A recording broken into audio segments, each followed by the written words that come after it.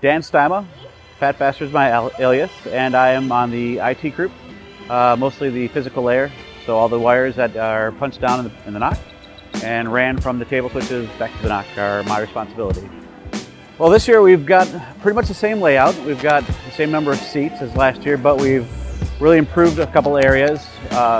One of being we've got AT&T again in this year. They've doubled their capacity that they brought in from last year.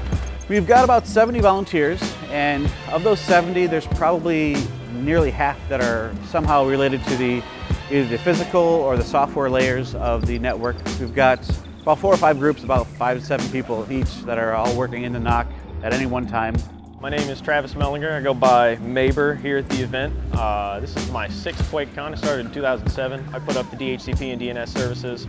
We cache web traffic to kind of save some of the bandwidth in the BYOC. Our setup has kind of evolved over time. It used to be that we showed up and we didn't really think very hard about how we were going to set up the services. We had a guy who brought all the boxes we needed to set up DHCP and DNS and those kind of things. This started as a grassroots BYOC, everyone bring your own computer and just game, and that's really the core of what QuakeCon's about. We've expanded over the years and added the vendor area, but this is still truly the roots of it. Bandwidth requirements are huge. It used to be that we crammed everything into a 15 megabit pipe, and then we kind of wrangled a 45 megabit pipe, and it just didn't work very well.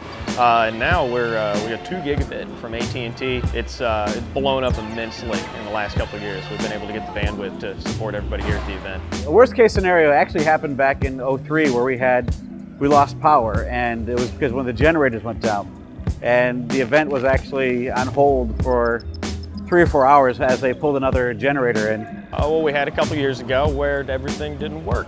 Eventually got it wrangled so that everybody, the show went off with people playing games at the BYOC, and we had the games going up on the main stage. But it was a living hell the whole time, but we survived it. We've since diversified, got many smaller generators, so the entire event doesn't go down like it did back in '03. That's probably our worst case. Honestly, the worst case for me would be the Anatole burns down. We've got everything handled and under control that I don't think we'll have any problems down here in the BYOC.